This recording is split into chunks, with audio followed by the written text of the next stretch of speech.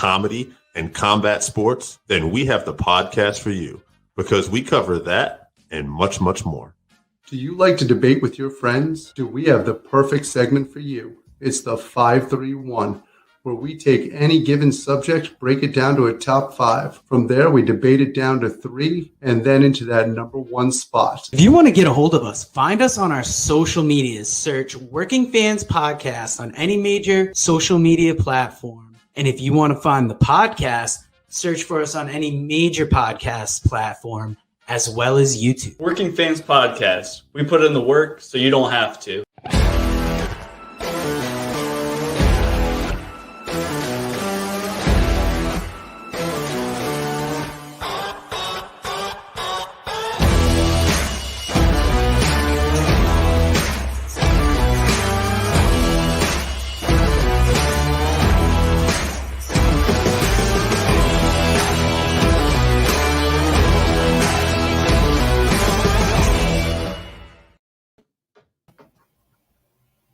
It is not easy to share this with the shorter commercial, though. Peek behind the curtains, folks. Anyway, guys, welcome to the Working Fans Podcast live show. AJ's on assignment at his job because people just can't show up to work. And we're going to be talking about, we're talking about our top 5 of the week later. But right now, we're going to start off talking about the top 5 Survivor Series of all times. AJ, before we get started on this, you were telling me earlier today when I sent you a text about what we were doing, and you responded with, Dave, I've prepped for this for over a week. And I'm like, AJ, we just came up with a topic a few days ago. But I was going to say, listen to the buzz. Hey, thanks, guys. Appreciate you, fam. But hey, listen, AJ, what are your thoughts about the Survivor Series before we go? Oh, the Survivor Series is the worst pay-per-view of the year. It absolutely is freaking just sucks balls every year. So you're not a fan. You know the vibe about Survivor Series. You don't like the Survivor Series. You're not a big fan even going back to the original concept in the early days. Picking the top 5 Survivor Series is like picking the top 5 ways to die. Why don't you start us off? I'm curious what you picked. All right, so out of all this shit, you did not remember any of this shit. Yeah, out of all the shit stains that are the Survivor Series, my number 1 was actually 2002. You might not remember that one. That's the one where Shawn Michaels came back in the main event, winning the World Championship to culminate his comeback. That also had Big Show ending Brock Lesnar's undefeated streak to win the WWE Championship. And my favorite match of the night and one of the highlights of that time period, Trish Stratus versus Victoria in a hardcore match. That's a really good one. I actually wish I put that down. Shawn had the doo-doo brown tights. That was also the Elimination Chamber was actually at the Survivor Series pay-per-view, if I remember correctly. That's where Shawn won the belt back, I want to say, was at the Elimination Chamber. Yeah, it's exactly what it is. And, it was – the doo-doo tights were fantastic. I really, truly enjoyed those. But overall, it was actually a hell of a card. Yeah. All right, what else we got? My number 2 is actually Survivor Series 2001. Now, this might surprise a lot of people because this put the exclamation point on one of the worst angles, the ECW invasion of the WWE. And that's one of the reasons why I chose it, is because it put an end to that crap and I didn't have to watch it anymore. Other than that, you also had the Hardy Boys versus the Dudley Boys. And then you had Trish Stratus actually once again winning the vacant women's championship at that point. But it was one of the first times we got to really see the Hardys and the Dudleys, and it kicked off what would be a great feud for years to come. Yeah. It was basically ECW and former WCW talent. They were calling themselves the Alliance at that time because they didn't own the rights to ECW yet. No. There was a little bit of hold off on that. And so basically, it was WWE versus the Alliance, and that was the final of that angle. Yeah, that was, you know what? That was not a great angle, but that show was the end of that, and it was a big storyline nonetheless. And that's what makes it memorable for me is it's more the story than the actual event. Bless you. Another one for me and my number 3 spot is Survivor Series 1996. Do you remember anything about that one?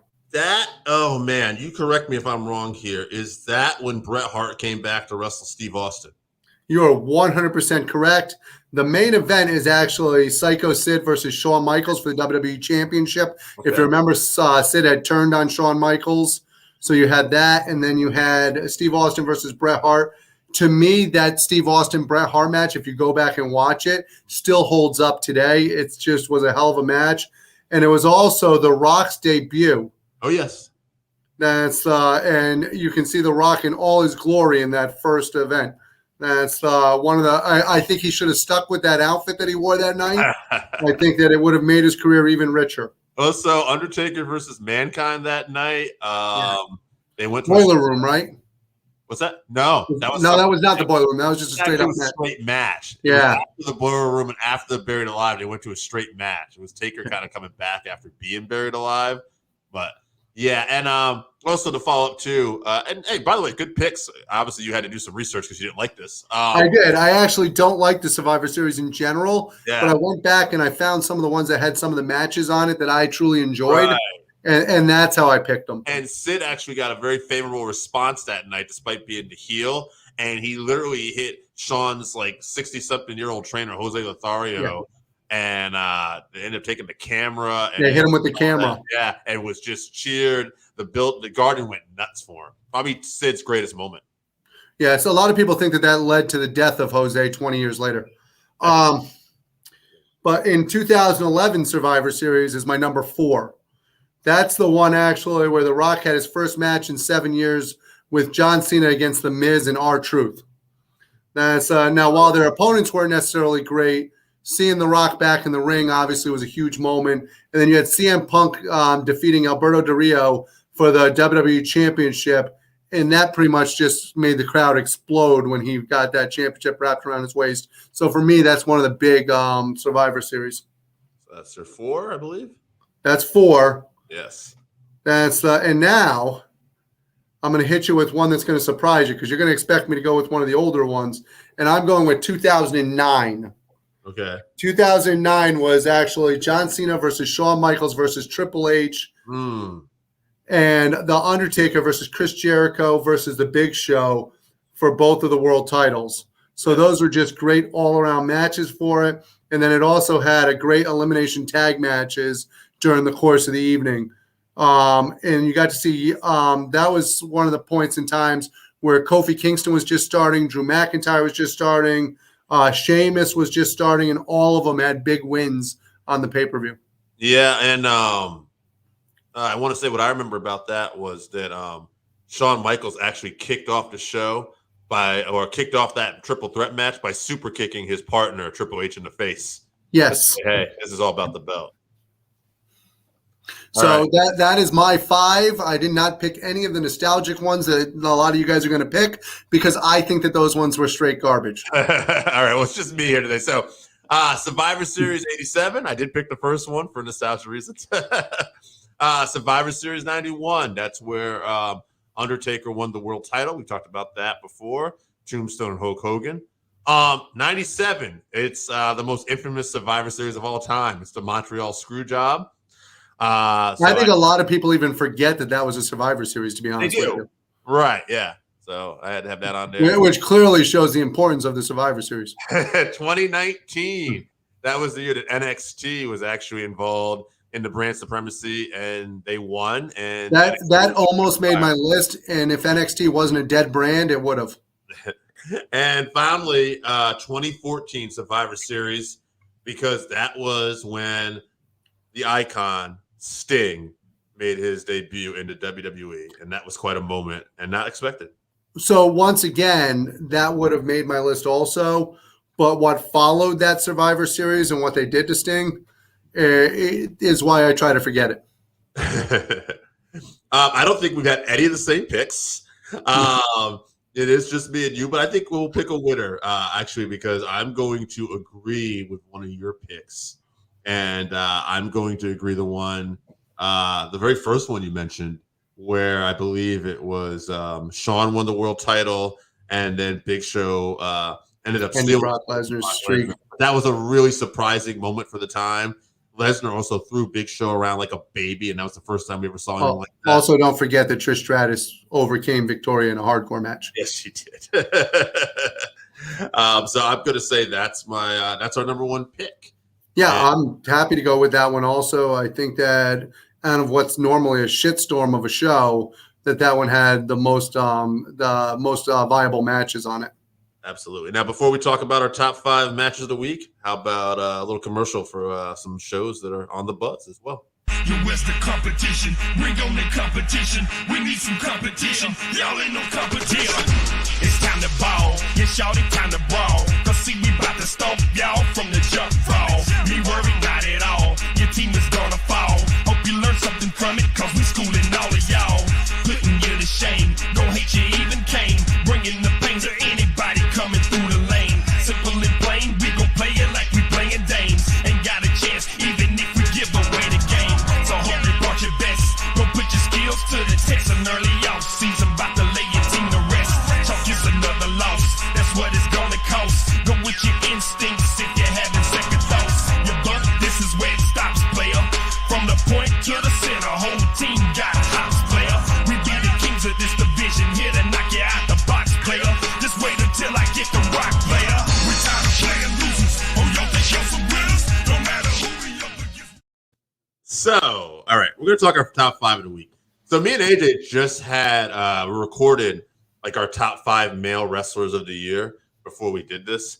And when we were shooting the shit a little bit afterwards for the show, we talked a little bit about a top 5 moment that we're both going to have this week. So I'm going to say MJF versus Punk on the mic, but rather than talk about that yet, I'll let you have the floor and we'll go back and forth for that at the end. So save that one for last. MLW this week, Thanksgiving Day. I like that MLW does this every year now. It's like their Thanksgiving tradition, like Survivor Series. They actually have a show on their YouTube.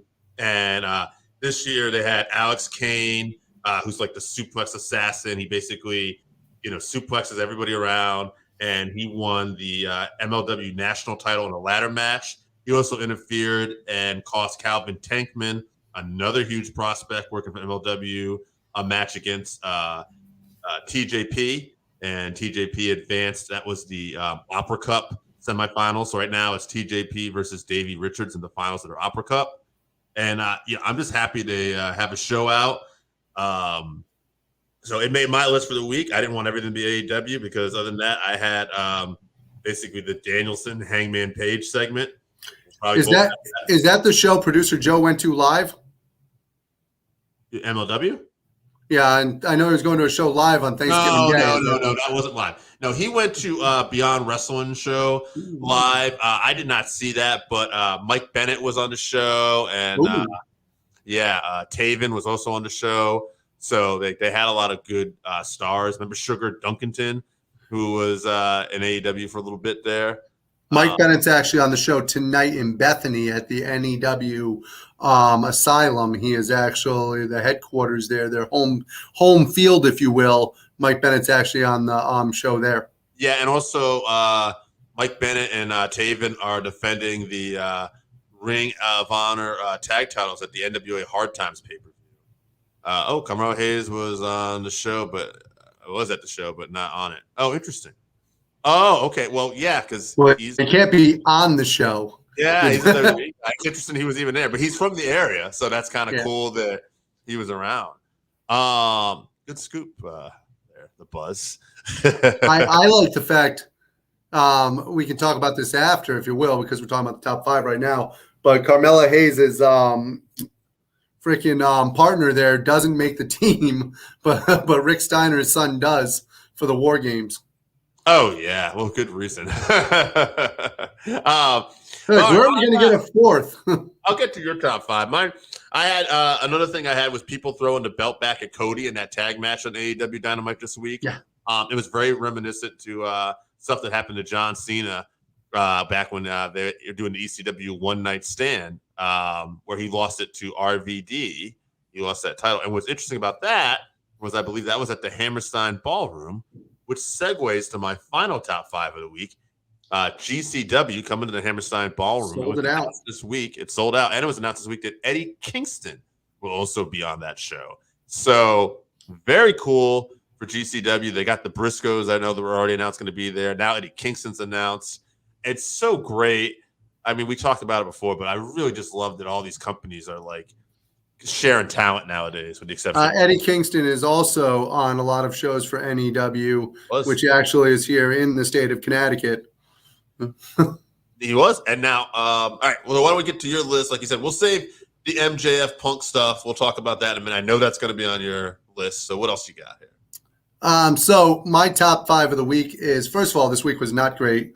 It had a few decent segments to it, which I enjoyed. I really enjoyed. I enjoy anything with Kaylee Ray. I think Kaylee Ray is fantastic. I liked her coming out and being the last member of the team with Io Shirai for the War Games on NXT. I think that's going to be a hell of a fight inside the War Games cage. And then you've also got another moment from NXT this week. To me, Rick Steiner's son is actually a good addition to the last person on that match, but I love the other team. Having freaking Pete Dunne, having Johnny Gargano, having Ciampa, and then who's their fourth one? LA Knight. Oh, yeah. He's the one that kind of doesn't almost quite fit in because it's all the old school guys, basically. And LA Knight's, he's more there than the new guys. But if you look at it, he's like that guy. I think he's actually older than the other three. He is. Well, and also he was technically maybe not Ciampa. many years ago. Yeah, in that system at least. Well, the last time he was in NXT, it actually looked like it does now. Yes, that's actually accurate. So that was actually a highlight for me, just because I'm looking forward to that War Games, and because there wasn't a lot of highlights this week. That was a highlight for me. Another highlight for me this week was actually on AEW. I enjoy all things with Bryan Danielson. Sure. Right now, he's been on fire, and the way he's interacting with Hangman Page and what he did Colt Boom Boom Cabana, I enjoy that. I can't wait to see who he beats up this week in Atlanta. Week coming up in Atlanta. And then my last one and my final one before we go to the CM Punk and that stuff, my other moment is actually Britt Baker. What she does on there, her interactions, and it's not one specific moment with her. She had a lot of great moments this week, but that Thunder Rosa match between what's her name, Hayter, between Hayter and freaking Thunder Rosa, and the way Britt Baker interjects herself, that match itself was one of my favorite moments of the week. Yeah, absolutely. And now, like I said, we're going to talk about this segment a little bit on this Thursday's Coming Wrestling episode. I believe that's the episode Jason Strife will be on there as well. And we're going to talk about top male wrestlers of the year. And then we're going to have a little chat about this Punk MJF thing. So to make it a little different, rather than what we talked about already, put a little slant on this, I'd like to know, where do you think these guys are going to actually wrestle? I think they're going to draw it out for a little while. I don't think they're going to get their hands on each other for a little while. They might scrap or have to be pulled apart or whatever. But if they're smart, they're going to hold it off until they get to TBS. And then I think they're going to try to get a big rating for that first show on TBS. Mm-hmm. And I think your main event is going to be MJF versus CM Punk. There's so many big shows coming up because they could do it. I think it's a little soon, but there's the Long Island show. That's December 8th. That's where MJF is from. But I don't think they'll do it there. I don't think that's it. No, I think they'll continue the angle there. Yeah. And I think that Battle of the Belts, which is going to be on TNT, but it's like one of their first specials, I think that's going to be probably all title matches, the way it looked like to me. Yeah. Which, by the way, if they do the finals of the TBS Women's Championship, you have Britt Baker defending her belt, you have the TNT title, and you have the tag title and the men's world title. That's 5 matches. AEW likes to give time to their matches. That's a card. You really don't need that's going to be a hell of a show if they put it together the way they are. Yeah. And I think they're also going to end the TBS tournament during that Battle of the Belts show also. Too. That would be 5. Yeah. So I don't think you need to do that at MJF Punk there. I think you could make this actually last all the way to the next pay-per-view, which I don't think is Revolution. I think they're going to try and pop. This is just my opinion. I think they're going to try to pop the rating on that first show on TBS. And that's why I see that happening there. Could be. Now, like I said, we're going to talk more about this Thursday.